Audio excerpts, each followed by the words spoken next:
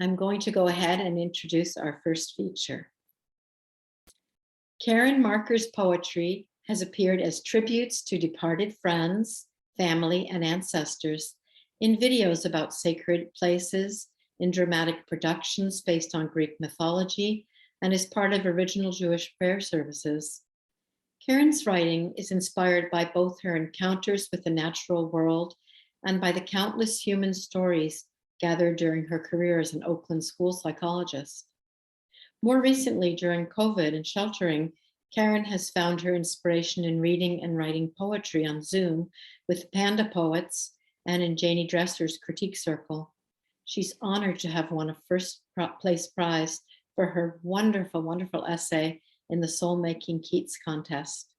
Without further ado, I'm going to introduce Karen Marker. Hello, thank you so much. I'm just overjoyed actually to be here with you all today. I really appreciate your coming, and thanks Sandy for inviting me to read in the wonderful Rivertown poetry series. It has truly been one of the silver linings of my time with COVID that I have met so many talented poets through Zoom. And I'm going to have to work hard tonight not to cry, as I feel so much gratitude to so many of you who are here. I'm also so lucky that Jory is my partner in this reading. Her poetry is the perfect antidote to mine, as she brings such joy and levity to her work. Not to mention, she is a truly gifted dramatist. You are in for a great treat. So I'm starting out today with one of my more recent poems that came out of an ekphrastic writing class with the amazing poet Diane Frank, who you will all have the privilege of hearing read later during the open mic. It was written in response to a painting by Daphne Gaboa called Relaxing Afternoon, where journals are stacked up like a ladder, which reminded me of the ladder dreamed of by the biblical Jacob as a gateway to heaven. It also reminded me of all the writing I've done in journals over my life and the stories that have always come back to me in my poetry, my spiritual quest, my losses, loves, and search for home and family, as well as the sense of dread and awe that arises from the creative process. Jacob's ladder. I could compose a dream, a perfect book-filled room, a sultry afternoon. All my life spiral bound in journals, carefully chosen for the color of the cover, becoming the staircase to the sun's ascending. Stopping for a moment in a parallel world, I could imagine descending, stillness, angels dancing, my scribbled words spilling over the edges of the page, haphazard decades, parents, children, home, pressed together, radiant, aching, all of it opening. Going on all the way back to 5th grade, I have been fortunate to have teachers who encouraged me to keep writing. The poem I'm reading next comes from an experience I had with my 11th grade English teacher, Jerry Hickerson, when I was attending a lab school connected to Kent State University. It makes reference to the killing of the 4 students that happened there when I was a 9th grader. It was written in response to Maya Angelou's book, which Jerry had us reading a few years after it was written. Jerry ended up as a professor teaching in the same college with Maya, while I ended up as a school psychologist working in Oakland public schools for 30 years. Caged Bird Legacy for Maya Angelou. In those years when dreams were dying, 4 students' blood on grass where I'd been standing and no one found guilty, your tales of an American childhood got into my head, flapping wings, wild, mad against the bars. Before there was talk of banning your book, my 11th grade English teacher assigned I Know Why the Caged Bird Sings. Of course, your name wasn't Mary, would never be reduced to that from Marguerite. You became a best friend, confidant, my muse with a crippled uncle. Maya, like your brother said with a stutter. I fell in love with the freedom of your feather dance, your way of writing poem stories. You whispered things to me in the suburbs I'd never heard about being Black, female, coming of age, what had made you stop talking. You burst open secret shames I thought were just mine, a list, the mess of a family, our country. When I took up with a pen, followed your flight towards the sun, worked for years in Oakland schools with kids who struggled, listened to graduating kindergartners sing while I wept, I heard you say, you must not let cages constrain you. There are so many names to remember, but I never forgot you'd been the first to teach me the words of their song, shown me how to lift my voice like theirs till earth and heaven ring. A lot of my poems make reference to Judaism, a religion I chose to return to as I was raised by a non-Jewish mother and a Jewish father whose parents were radically anti-religious. This next poem was written 25 years ago about a very difficult time in my life, which ironically was soon after I had converted to Judaism. It makes reference to Jewish customs for mourning loss, including the practice of tearing a garment close to the heart, the Kaddish prayer said to remember those who have died, and Shiva, the gathering of a minyan of 10 or more during the first 7 days after the death of a loved one. No Kaddish for the not yet dead. I was numb when he left. How could there be an end to our memories of life together? I, who had been a queen in garments he wove me when our love was still a dream. But no one called it dying, he had done. I lay on the kitchen floor, my beautiful clothing rent in two. I, who had only known myself as part of someone else for 20 years. But no one called it dying, he had done. For 30 days and more, I cried. In the car on the way to work, when I listened to stories, when I stood and rocked in prayer. How strange life went on when all that I had known was gone, but no one called it dying, he had done. Then I screamed at God, why me? Like shattered glass, my brokenness, but no one came to sit beside me, brought me food. No one called it dying, he had done. When a year had come and gone, I mended that tattered place where he had been, learned to live and love again. But even little losses ripped the stitches, left me frayed. Now it is my mother's absence, she who sewed my wedding dress, clothed me with her devotion, does not remember. There is no ritual to mark this passage, though the stories she never told are lost forever. There is no candle. No one calls this dying, she has done. Alone, the fabric of my life grows weaker still, until I fear, without a minyan to hold me, without Kaddish to say, there will be nothing left for me to wear but rags.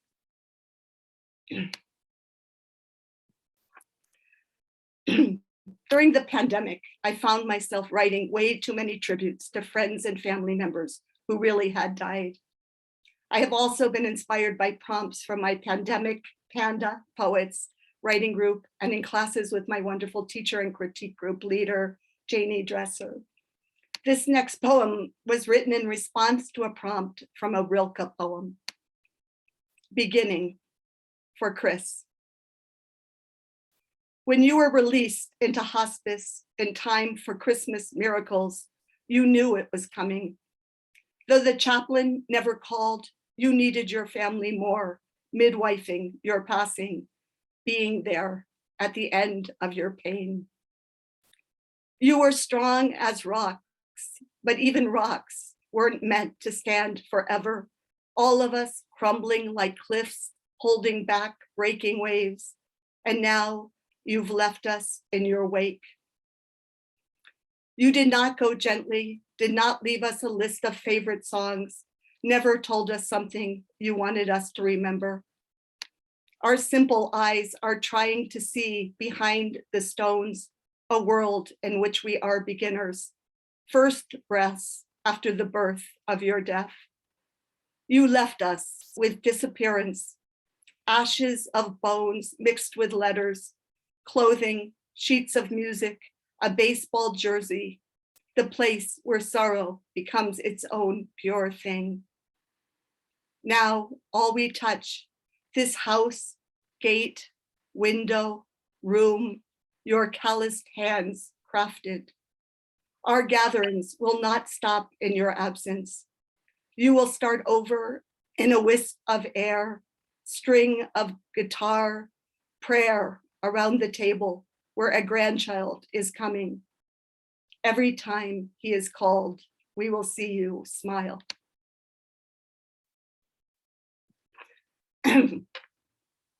My writing has always been inspired by encounters with the natural world, including children and animals, which keep me uplifted. I wrote the next poem a year ago at a time when we were first emerging from the worst of the pandemic.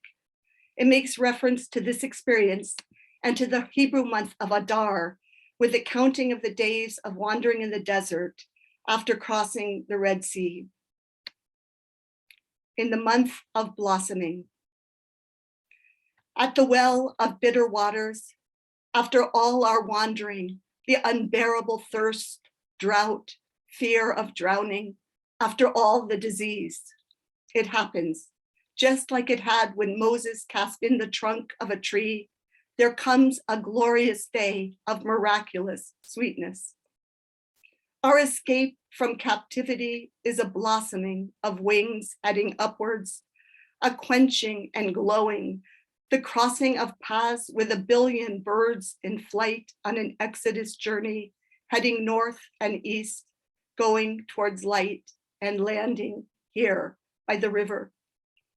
This is the healing, our counting off each day of travel that makes us braver, purified by gratitude, by smiles that fall upon us like manna.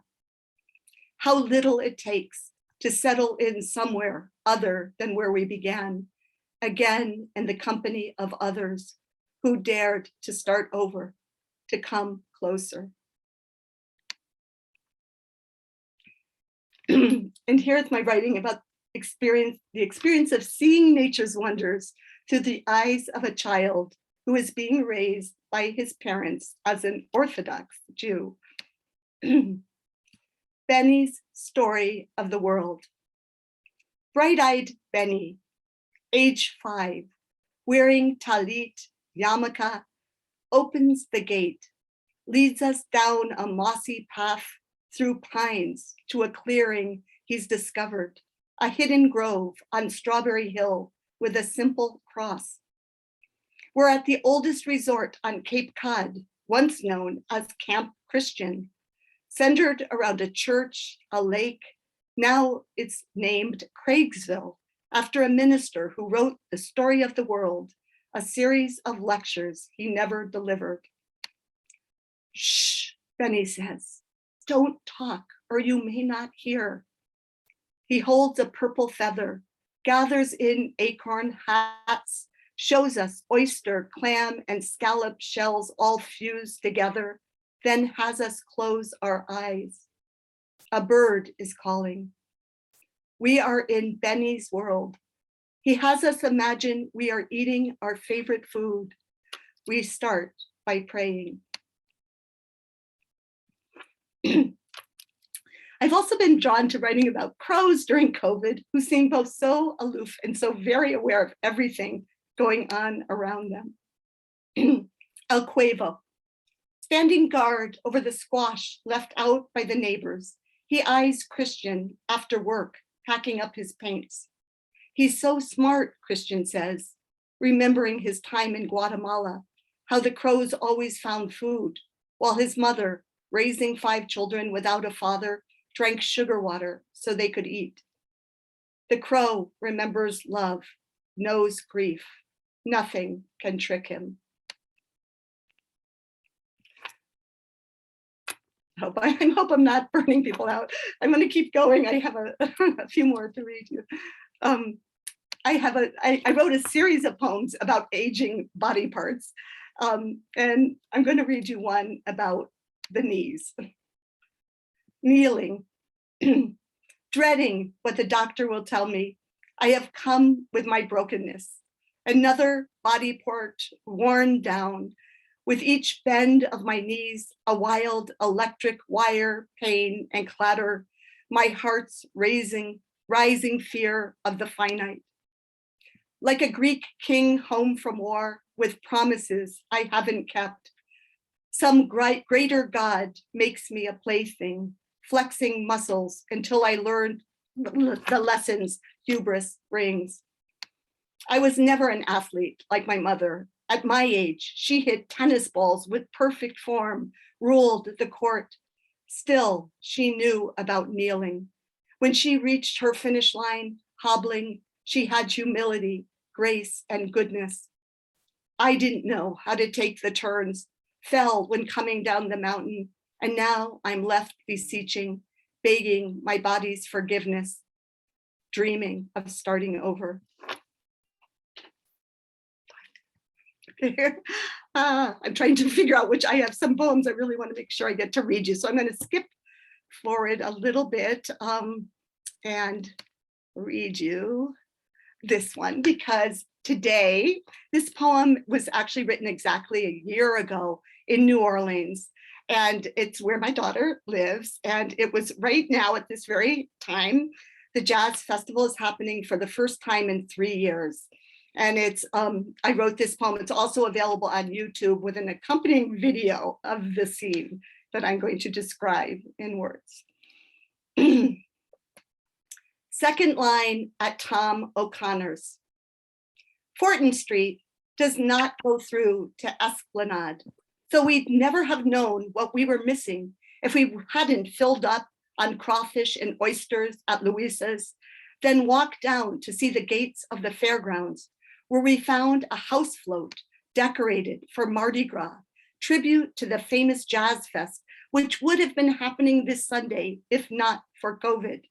There, the owner had told us to keep on going just a little bit further. That's how we ended up at Tom O'Connor's, the guy with a long white beard who looks like Santa in a Harley Davidson t-shirt, smoking a thick cigar. There in front of Tom's house, the place where he works, dispensing legal advice, often pro bono, he's got a crawfish boil going, giving out a boatload, all you can eat for free. He set out seats, drinks, has paid a brass band led by David Andrews to play on the porch. And they're channeling the greatest of the Neville brothers, Alan Toussaint, doing John Boutet, on. And in that typical way things happen here by the bayou, we find ourselves taken in by the kindness of strangers, occupying the street as cars give way to revelers, a couple big-time lawyers, a politician, mixing with those costume tattooed residents of Fortin. There's Monty, the developer we just met on the Greenway, Lorenzo, who graduated from Oakland Tech 20 years before I started working there. There's a tiny woman with a pink parasol handing out white handkerchiefs that say Gail McCormick O'Connell, hell on high heels. That's when I notice in front of the house, there's an altar with her picture set out on the Harley. She died during this last very long year and was born in 1956. That's Gail, too, on a big blown up banner hanging off the porch with her hands uplifted. I hardly have time to stop and think about it with all this dancing and singing. She was just a year younger than me, and now we are part of a second line parade waving white napkins imprinted with her name, high stepping right in the middle of the street, breaking boundaries down along the edge of the racetrack, swimming in the wake of this woman who traveled everywhere but chose to end up right here, right at the gates of the Jazz Fest, so she could live each moment for music, dressed wildly, a different outfit for every day. She could have been our friend if things hadn't shut down.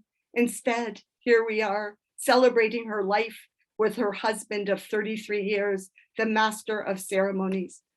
Coincidences never cease to amaze in this big little city, so like the curving Mississippi, connecting north and south, leaving its layers of sediment, surviving so much loss, and still rising up, making history.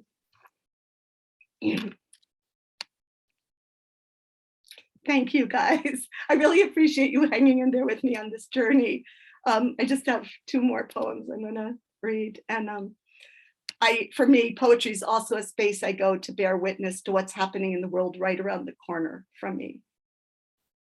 Tony. She comes out of her tent, raving at the people in the way too fancy car that got stuck on the other side of the street, then stole her bright orange safety cones, the ones she set up so the cars wouldn't hit her when they come speeding off the freeway onto Claremont, where she lives on the corner.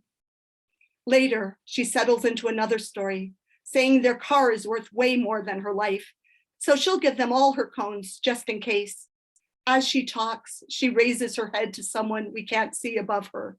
She tells them, it's true, my life isn't worth that much. This is all I have here on the corner, then folds herself back into her tent. But when she hears us ask, are you okay? She sticks out her head. A beautiful young woman covered with stardust. She looks us deep in the eyes, asks us our names. Nice to meet you, she says, smiling. She lets us know she is Tony and used to have her father's ashes. They were in a suitcase with everything else she had. Then someone grabbed it. So she has no ashes, no clothes, but she's fine.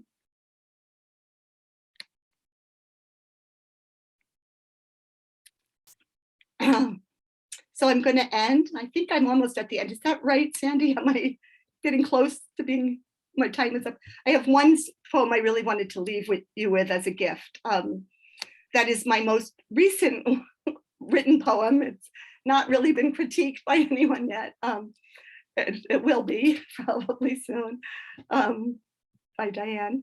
And it was inspired by an Orion magazine discussion with poets and scientists of the Yale Forestry Project about the huge number of vanishing species, old growth trees, and the healing power of music. Sound bathing at Grace Cathedral. Even at the earth's worst, gusts of wind blow you through the back door into a cathedral of sound, and you bathe in the music an ancient forest makes. Trees, roots, plants soar from crystal bowls and gongs, ringing all the way up to the highest pillars where stained glass windows break open the sunset. You lie back on a yoga mat, listen, take care, loosen your grief. One breath, a next, 100,000 breaths that turn into days, years, decades as you travel farther away from extinction. The defense of the world starts here, where your body begins to tremble like water seeping up from kettle holes glaciers made, the ripples in the lake. Hand-pan drums echo your heartbeat. Carved wood flutes blow through your bloodstreams, taking you down into tunnels where in Kiev, people read each other poetry, cleansed, hear mass on Easter. As sound meets memory, you wander in a forest full of snakes, frogs, owls, your feet sinking deeper into the way it once was, moss underneath every step, mushrooms, white fungus growing on bark, everything decomposing, coming back, so full of light. you gather up flowers on your way out.